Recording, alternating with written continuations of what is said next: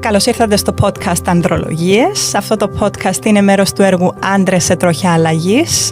Μια έρευνα για το πώς αλλάζουν οι έμφυλες σχέσεις στην Κύπρο, πώς βιώνουν σήμερα οι άντρες τη φροντίδα και τι αλλάζει στους οικογενειακούς ρόλους.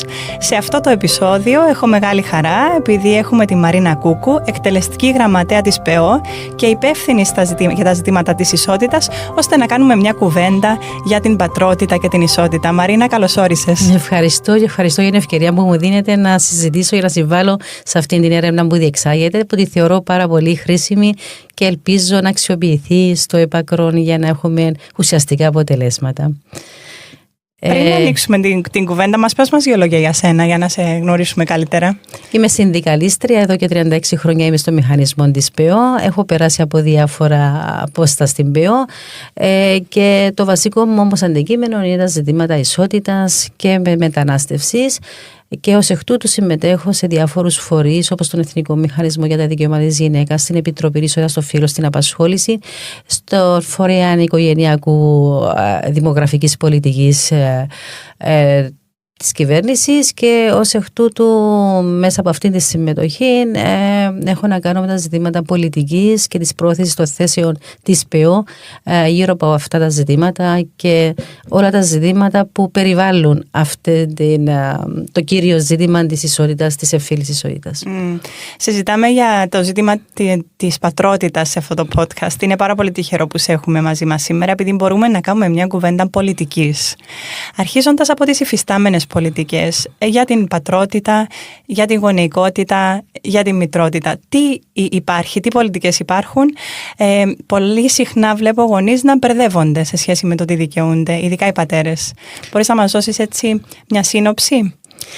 Είναι μια συζήτηση που μπαίνει πολύ πολύ έντονα, ιδιαίτερα όταν συζητούμε και να καταρρύψουμε κάποια στερεότυπα και αντιλήψεις για το ρόλο του πατέρα και το ρόλο της μητέρας και πώς μπορούν και οι δύο να συμβάλλουν από τις πρώτες μέρες της γέννησης του παιδιού, και όχι μόνο από τις πρώτες μέρες, αλλά ιδιαίτερα από τις πρώτες μέρες να συμβάλλουν μαζί στην ανατροφή του παιδιού. Η πατρότητα έχει μεγάλη σημασία. Έχει μεγάλη σημασία και για το παιδί, αλλά και για την ίδια τη μητέρα. Και πρακτικά πώς βοηθά, αλλά και πώς ο ίδιος ο πατέρας βιώνει την πατρότητα, και αν μέσα από τα πρώτα μέρες γέννηση του παιδιού μπει σε αυτόν τον ρόλο, σίγουρα θα καταλάβει και ο ίδιος πόσο σημαντικό είναι η δική του η παρουσία από αυτόν το στάδιο στο μεγάλωμα του παιδιού. Είναι πολύ σημαντικό ότι πρέπει να αναπτυχθούν περισσότερες πολιτικές για το θέμα της πατρότητας. Γιατί, όπως είπα, η αντίληψη είναι ότι την όλη ευθύνη από τη γέννηση του παιδιού την αναλαμβάνει η μητέρα, γιατί υπάρχει και το στερεότυπο ότι η μητέρα είναι καλύτερη στη φροντίδα κτλ. Υπάρχει ανάγκη η μητέρα να είναι σίγουρα, και ιδιαίτερα αν υπάρχει και ο θυλασμός που πρέπει να είναι συνέχεια με το παιδί, αλλά το να είναι και ο πατέρας, η στήριξη που δίνει και στην ίδια τη μητέρα αλλά και στο ίδιο το παιδί, το να νιώθει και τον πατέρα από τις πρώτες μέρες της ζωής του, είναι πολύ σημαντικό. Το τι έχουμε στην Κύπρο τώρα. Στην Κύπρο και όντως υπάρχει συγχύση μεταξύ άδειας πατρότητας και γονικής άδειας. Από το 24 έχει τροποποιηθεί ο νόμος, υπήρχαν δύο ξεχωριστές νομοθεσίες, άδεια πατρότητας και άδεια μητρότητας. Και από το 24 μετά, που έπρεπε να εναρμονιστούμε με την οδηγία για την γονική άδεια, ενοποιηθήκαν οι δύο νομοθεσίες και έχει γίνει ο περιαδιών νόμος, παρένθεση πατρότητας, γονικής άδειας, άδειας φροντίδας και ανωτέρας βίας. Η Κύπρος προηγήθηκε με την άδεια πατρότητας πριν έρθει αυτή η οδηγία, και αυτή η άδεια προνοεί 2 εβδομάδες άδεια πατρότητας, η οποία ξεκινά από Δευτέρα, και δικαιούται ο πατέρας που έχει τις προϋποθέσεις στο Ταμείο Κοινωνικών Ασφαλίσεων, και αφού λάβει αυτή την άδεια πατρότητας να πάρει και επίδομα πατρότητας στο ύψος του 72%, που είναι το ίδιο το ύψος του επιδόματος της μητρότητας που δίνεται από τις κοινωνικές ασφαλίσεις. Το μισθού του. Ναι. Το μισθού του. Ανάλογα με τις εισφορές που έχει, το έτος εισφορών, που είναι μια διαδικασία που υπάρχει στο Ταμείο Κοινωνικών Ασφαλίσεων, το πώς πληρώνονται τα επιδόματα. Να πω ότι υπάρχει σημαντικός αριθμός που λαμβάνει αυτή την άδεια. Δεν είναι όμως όλοι οι πατεράδες που κάνουν χρήση αυτής της άδειας, και αυτό είναι από τα στοιχεία του Ταμείου Κοινωνικών Ασφαλίσεων. Να φέρω ένα παράδειγμα. Το 2023, για παράδειγμα, υπήρχαν 8.500 περίπου αιτήσεις για άδεια μητρότητας, ενώ στην άδεια πατρότητας ήταν 5.500. Σημαίνει ένας σημαντικός αριθμός πατεράδων δεν έκανε χρήση αυτού του δικαιώματος. Το ερώτημα είναι γιατί δεν το γνώριζε ή γιατί δεν θεωρούσε ότι μπορούσε να πάρει αυτή την άδεια, είτε η κουλτούρα της επιχείρησης, για παράδειγμα, δεν το επέτρεπε, είτε γιατί τι θα ζητώ εγώ τώρα άδεια πατρότητας, δεν είναι σωστό, είναι κάποιες αντιλήψεις που πιθανόν κάποιοι να έχουν. Αλλά το θέμα είναι, προσπαθήσαμε πάρα πολύ εμείς τους εργαζόμενους στις οργανωμένες επιχειρήσεις και όχι μόνο, να ενημερώσουμε ότι υπάρχει και αυτή η άδεια πατρότητας. Μας κάνεις μια πολύ ενδιαφέρουσα σύνδεση ανάμεσα στην νοοτροπία και το στερεότυπο και την πολιτική. Και αναπόφευκτα σκέφτομαι, αν η άδεια πατρότητας είναι μόλις 2 εβδομάδες, δεν μας δίνει ένα μήνυμα για το κοινωνικό στερεότυπο ότι η φροντίδα είναι κύρια δουλειά των γυναικών? Η άδεια μητρότητας έχει και έναν άλλον βιολογικών παράγοντα, ότι η μητέρα χρειάζεται για να επανέλθει από την εγκυμοσύνη ως λεχόνα κάποια περίοδο επαναφοράς και του σώματος της και των ορμόνες κτλ. Πέραν τούτου όμως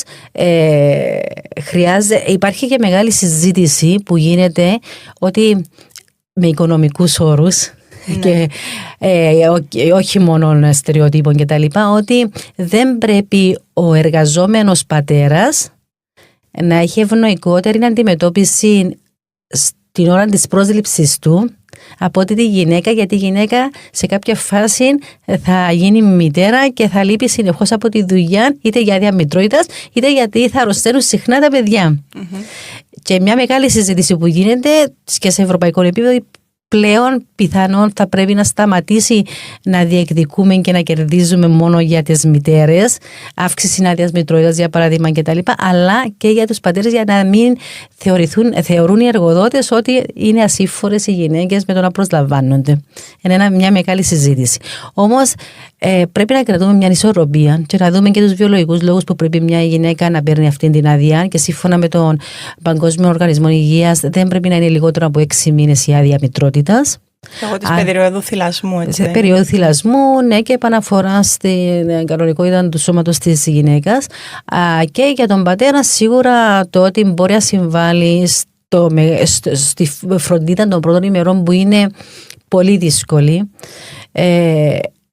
Κάποτε αστειευόμενοι λέω ότι πολλές φορές καλούμαστε να αποφασίζουμε και να συζητούμε τέτοιες πολιτικές άτομα που εξεχάσαμε πώς βιώνει τη μητρότητα, την πατρότητα, στα πρώτα βήματα, στους πρώτους 6 μήνες για παράδειγμα, ή στον πρώτο χρόνο που δεν κοιμάται το παιδί καθόλου ή έχει πολλές ανάγκες.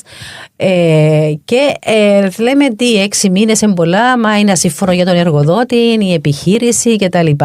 Ενώ θα πρέπει να θυμούμαστε τις δυσκολίες που βιώνει ένα ζευγάρι για να μεγαλώσει έναν παιδί, έναν βρέφος, τουλάχιστον τον πρώτο χρόνο είναι μεγάλες οι δυσκολίες. Είναι ενδιαφέρον το που λες, και μπαίνω στον πειρασμό να σε ρωτήσω, όταν σχεδιάζονται πολιτικές για τις γονικές άδειες, συζητάνε οι γονείς, είναι στο τραπέζι, δηλαδή κάποιες μεταρρυθμίσεις πρόσφατες που έγιναν έλαβαν υπόψη τις ανάγκες αυτές? Οι μη κυβερνητικές οργανώσεις, οι συνδικαλιστικές οργανώσεις που τις θέσεις τους πρέπει να είναι πιο κοντά στους εργαζόμενους και καθημερινά, αυτά τα μηνύματα τα λαμβάνουμε, και ιδιαίτερα αν είναι και γυναίκες συνδικαλίστρες που βιώσαν κάποιες καταστάσεις, μπορεί να προωθούν πιο έντονα και πιο συστηματικά. Το ζήτημα είναι, μπαίνουν τα αιτήματα, οι διεκδικήσεις, πώς εξελίσσονται σε μέτρα, σε πολιτικές και μέτρα στο τέλος της ημέρας, που μπορεί να υπάρχουν οι διεκδικήσεις, αλλά αν τις βλέπουμε αυτές τις διεκδικήσεις με οικονομικούς όρους, και ότι μια εταιρεία δεν μπορεί για παράδειγμα να παρέχει γονική άδεια γιατί δεν έχει το προσωπικό, σίγουρα μπορεί να ψηφίζονται κάποια πράγματα, αλλά στην πράξη να μην εφαρμόζονται. Και εδώ να δώσω ένα παράδειγμα. Γονική άδεια, πολύ σημαντική κατάκτηση. Ενώ το είχαμε από το 2003, γιατί ήμασταν υποχρεωμένοι να αρμονιστούμε με το ευρωπαϊκό κεκτημένο, εν τούτης, επειδή δεν εκαλύπτεται με επίδομα, δεν έγινε τον χρήση της. Τώρα όμως που παίρνει το 72% ως επίδομα μέσω του Ταμείου και Ασφαλίσεων, όλο και περισσότεροι γονείς κάνουν χρήση αυτού του δικαιώματος. Και τι λέει αυτό το δικαίωμα? Ότι αν έχεις παιδί μέχρι 15 χρονών, δικαιούται και ο πατέρας και η μητέρα να κάνουν χρήση γονικής άδειας μέχρι να κλείσει τα 15 του χρόνια το παιδί, και για το ίδιο παιδί και ο πατέρας και η μητέρα, και για το δεύτερο παιδί και ο τρίτο παιδί πάλι ακόμα συν κάποιες εβδομάδες άδεια γονική. Και σημαίνει ότι αν έχεις 3 παιδιά επί 18 εβδομάδες, επί 2 που είναι οι 2 γονείς, αν τα δούμε πόσο η μεγάλη περίοδος μπορεί κάποιος γονέας να μείνει με το παιδί του, γιατί είναι πολύ σημαντικό. Οι περίοδοι που θέλουν οι γονείς να κάνουν χρήση αυτού του δικαιώματος είναι κύρια όταν κλείνουν τα σχολεία. Ή ήταν η πιαγωγία τον Αύγουστο που μπορεί για ένα μήνα να μην λειτουργούν. Πολλοί εργοδότες ξεκινήσαν να αντιδρούν και να αρνούνται να τη δίνουν, γιατί δεν έχω προσωπικό να καλύψω, γιατί αν σε μια επιχείρηση υπάρχουν νεαροί γονείς και όλοι κάνουν αίτηση για να πάρουν αυτή την άδεια, σημαίνει ότι μπορεί να μην λειτουργήσει η επιχείρηση. Και όταν το συζητήσαμε γι' αυτόν στη Βουλή, εγώ θυμούμαι ως πιο παγιά συνδικαλίστρια, οι εργοδότες είχαν περίπου 1,5 με 2% προσωπικών περισσότερων για να καλύφουν τις άδειες τις καλοκαιρινές ή της ασθενείας. Τώρα βλέπουμε ότι οι επιχειρήσεις εργαζόνται με το μήνυμο προσωπικού, μπορώ και πιο λίγο από ό,τι χρειάζεται.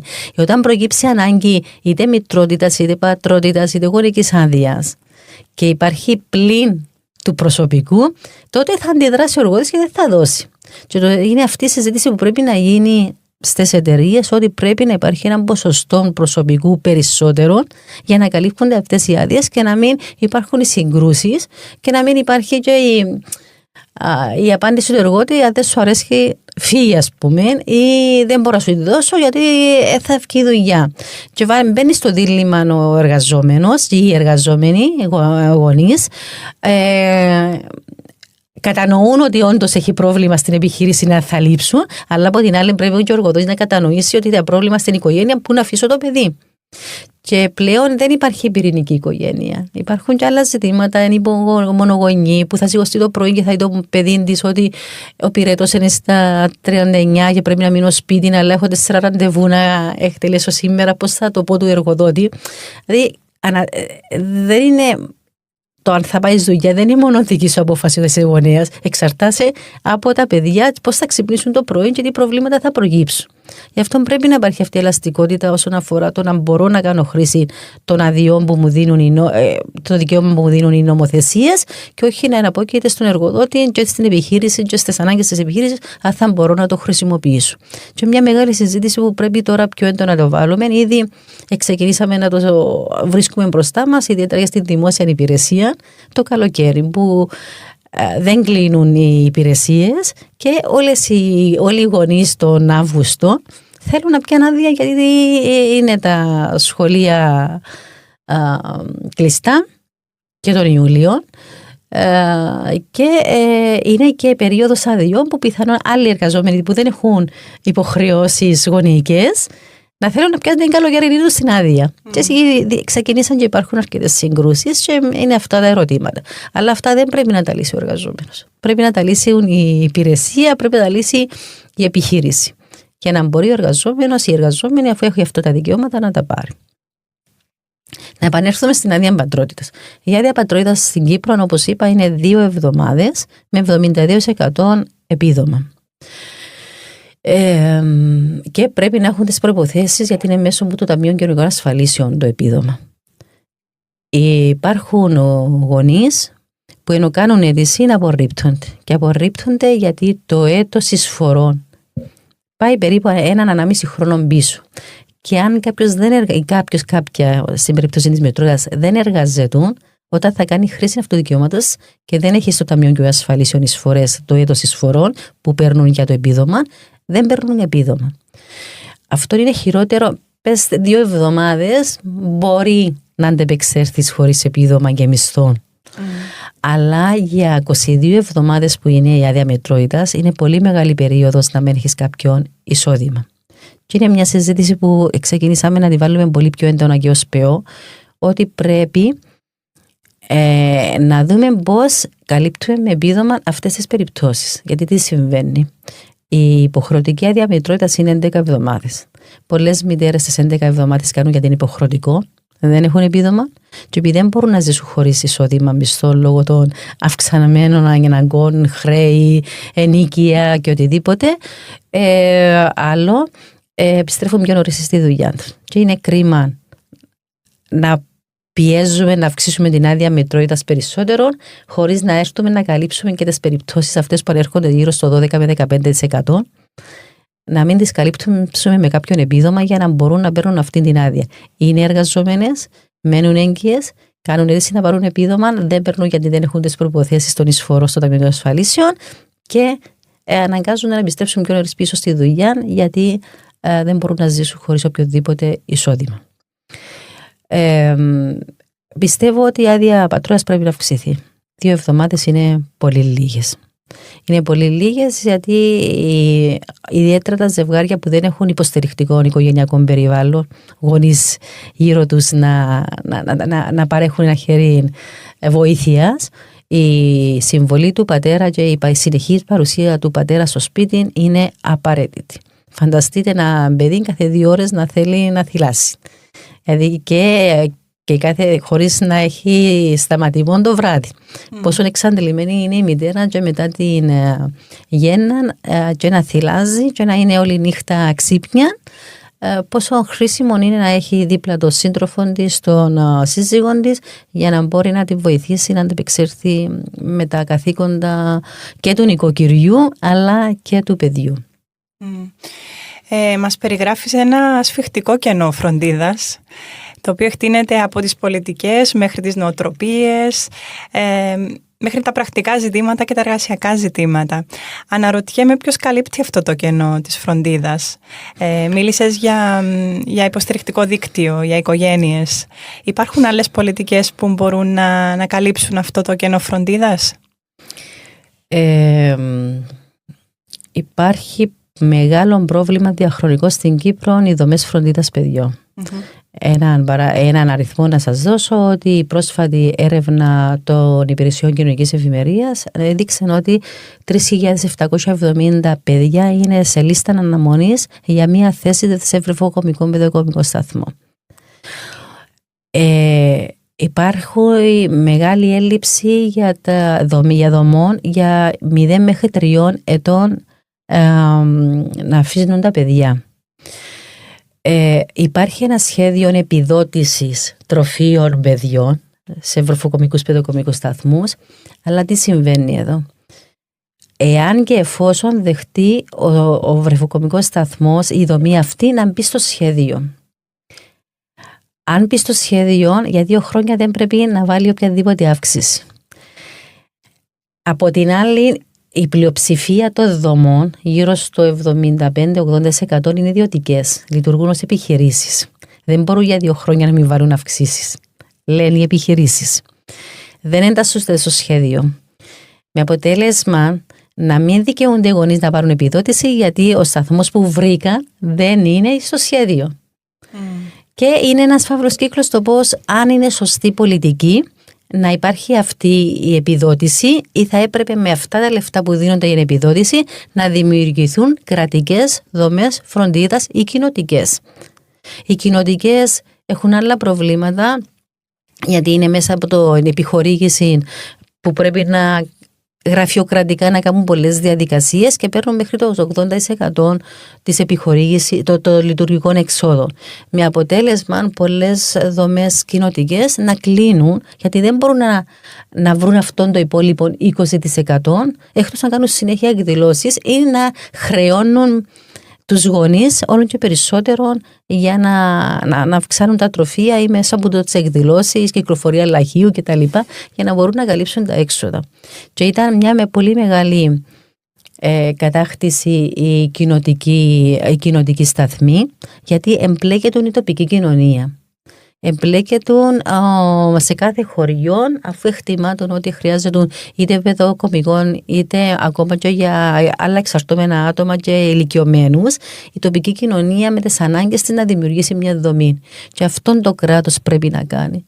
Να κάνει σε απομακρυσμένες περιοχές, σε άλλες περιοχές συμπλέγματα δομών που να μπορούν να μεταφερθούν, να πηγαίνουν με πιο πολύ ευχαρίστηση και ηλικιωμένοι, γιατί κάτι που έχει η γυναίκα στους ώμους της είναι η φροντίδα ηλικιωμένη, και ηλικιωμένοι να πηγαίνουν με μεγαλύτερη ευχαρίστηση, γιατί είναι σε ένα γνωστό περιβάλλον, αλλά και να μπορούν να ανταπεξέλθουν και οικονομικά. Τούτο δεν συμβαίνει, δεν υπάρχει, και αντίθετα κάτι που είχαμε πάει να μειώνεται λόγω του κόστους.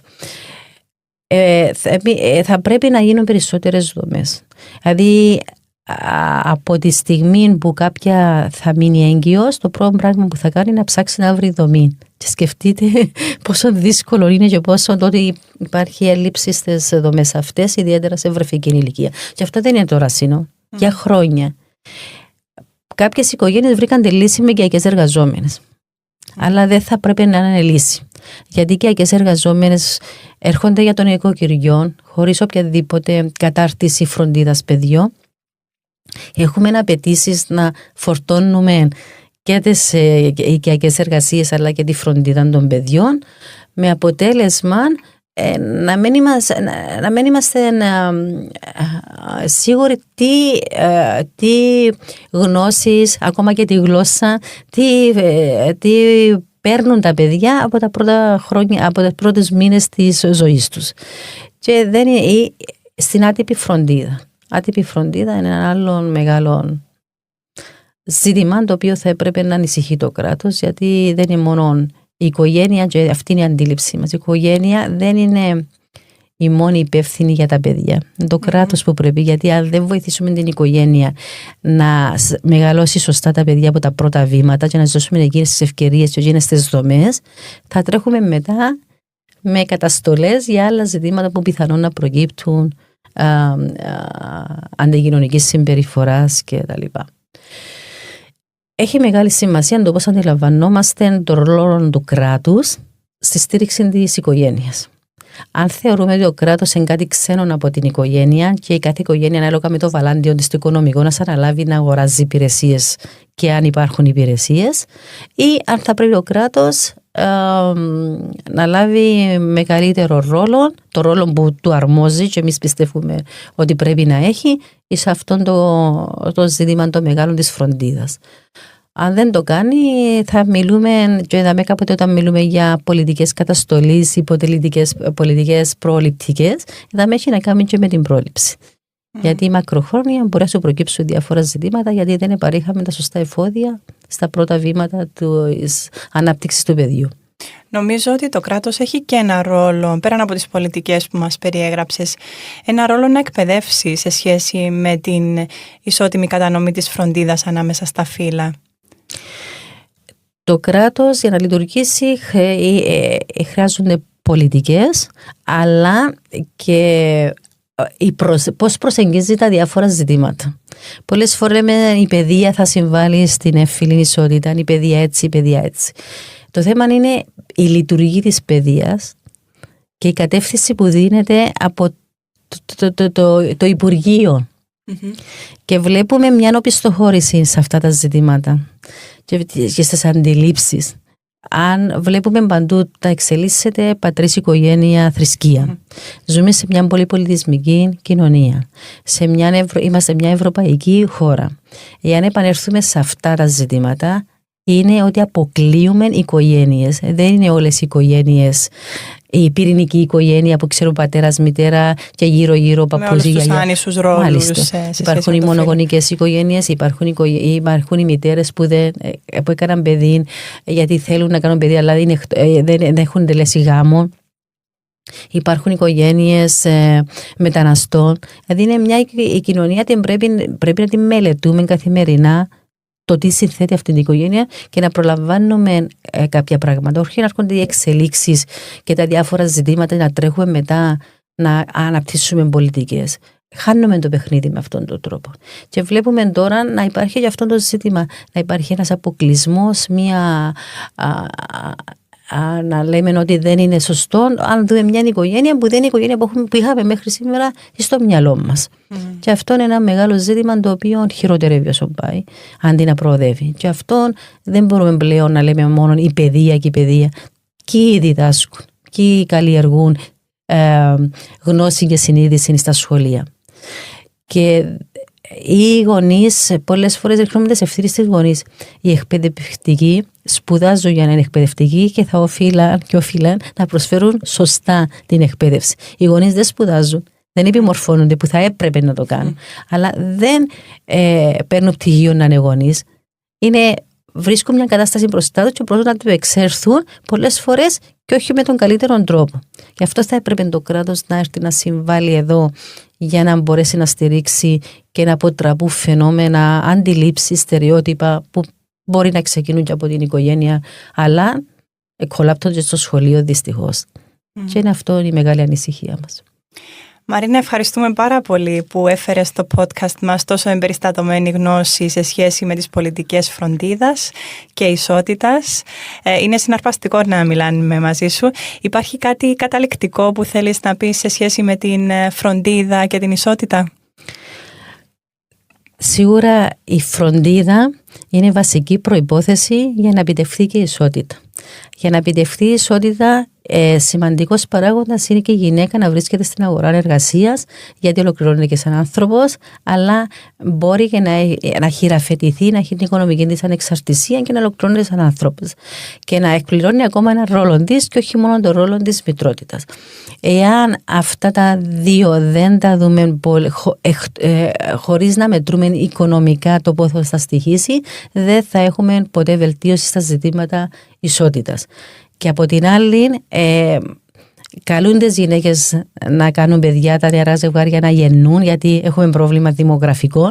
Ο καθένας μεταφράζει το δημογραφικό από τη δοκή του σκοπιά, άλλος γιατί χανόμαστε σαν έθνος, άλλος γιατί δεν θα υπάρχουν εργατικά χέρια, και άλλος ότι δεν θα έχουμε παιδιά να στείλουμε στο στρατό. Ο καθένας το ερμηνεύει από τη δική του, αλλά το πώς επιλύουμε το δημογραφικό δεν το έχουμε όλοι από τη σωστή αφετηρία. Αλλά από τη στιγμή που ένα ζευγάρι θα αποφασίσει να κάνει παιδιά, πρέπει το κράτος να είναι αρρωγός, να παρέχει όλα εκείνα τις ευκαιρίες, τα εφόδια και τις πολιτικές και τα μέτρα για να μπορεί να είναι εντάξει να κάνει παιδιά. Όταν έχει πρόβλημα να αποκτήσει στέγη, όταν έχει πρόβλημα να αποκτήσει εργασία, όταν έχει πρόβλημα, σίγουρα θα σκεφτεί διπλά και τριπλά να κάνει το πρώτο του παιδί, αλλά με τόσα που συμβαίνουν στην κοινωνία φοβάται να κάνει και πολλά παιδιά, γιατί θα νιώθει ότι δεν θα είναι σωστός γονέας. Όλα αυτά πρέπει να τα απαντήσουμε στους νέους, να τους βοηθήσουμε να φύγουν και από το εγωιστικό, ότι δεν θέλω παιδιά γιατί πώς θα τα μεγαλώσω. Δεν είναι και τόσο εγωιστικό, είναι φόβος με εγωισμό μαζί και λέει καλύτερα έτσι, με έναν παιδί ή χωρίς παιδί, την καριέρα μου, και αυτό ζητήματα που πρέπει να συζητηθούν και να απαντηθούν έξω από οικονομικούς όρους και κόστος κτλ. Αν μπορώ να προσθέσω καταληκτικά ότι δεν θα πετύχουμε την ισότητα μόνο με το να βάζουμε τις γυναίκες στην εργασία, αλλά θα πρέπει ταυτόχρονα να φέρνουμε ισότιμα τους άντρες στη φροντίδα, κάτι που μας ανέλυσες πάρα πολύ αναλυτικά. Ευχαριστούμε πάρα πολύ, Μαρίνα Κούκου, που ήσουν μαζί μας σήμερα. Ευχαριστούμε και εσάς που μας ακούσατε. Θα τα πούμε στο επόμενο επεισόδιο των Ανδρολογιών. Ευχαριστώ πολύ.